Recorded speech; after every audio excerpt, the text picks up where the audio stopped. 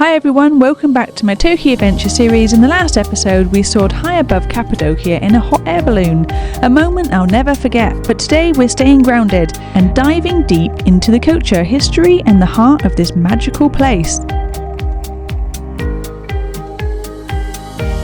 The first stop, the Goreme Open Air Museum. This is like stepping into a storybook carved in stone, literally. This area was once a thriving Christian community, dating back as early as the 4th century. People here carved entire cities into the soft volcanic rock and made homes, kitchens, schools and especially churches. From the outside it might look like a cluster of caves, but what's inside is truly extraordinary.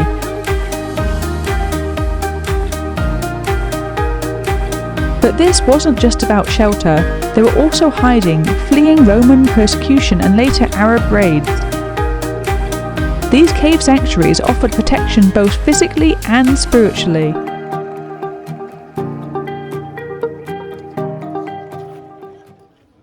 One of the most fascinating parts of the museum is the rock-cut churches.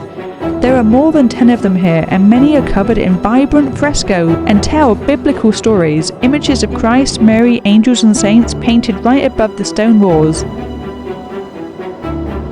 It's amazing to think how entire communities lived, prayed and survived in these hollowed out valleys. The ingenuity of using the land to create safe havens is just mind-blowing.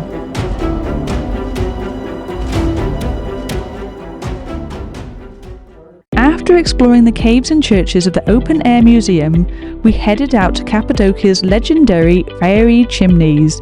These surreal formations are called Fairy Chimneys, and trust me, they're even more magical in person. You'll find them scattered across the valleys like Pasabag, Love Valley and Rose Valley. The name Fairy Chimney comes from the ancient legends. Locals once believed that the fairies lived inside these stone towers. Honestly, when you're standing here surrounded by the otherworldly shapes, it's not hard to see why. So how did these even form? It's all thanks to the volcanic eruption millions of years ago. Layers of ash solidified the soft rock called tuff. Then over time, the wind and the rain carved these wild shapes, leaving the hard caps on top like little rock hats. The hike isn't just about geology though, it's about peace and perspective. Up here it feels like time slows down. You get a sense of how ancient and powerful this landscape is.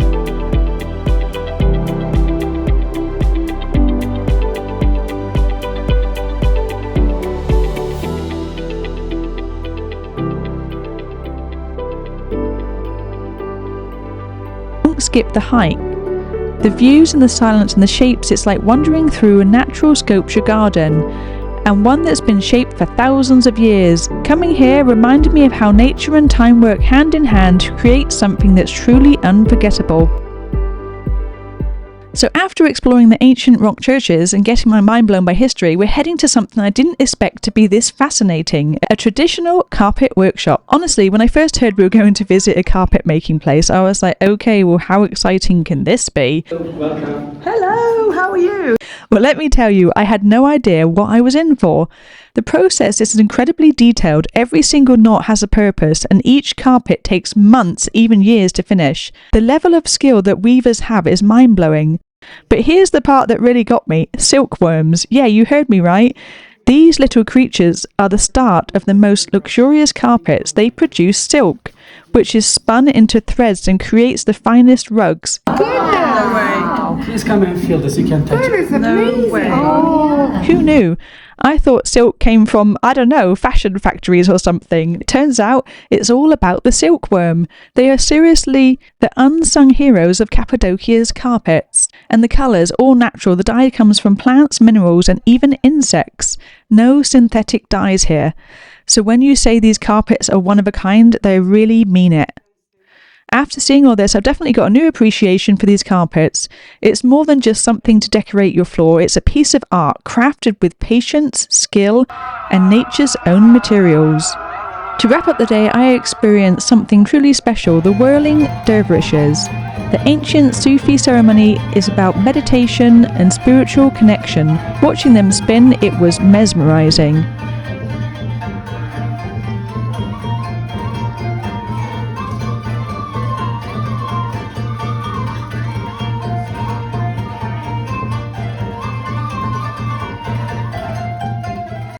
Thanks for joining me on my day in Cappadocia.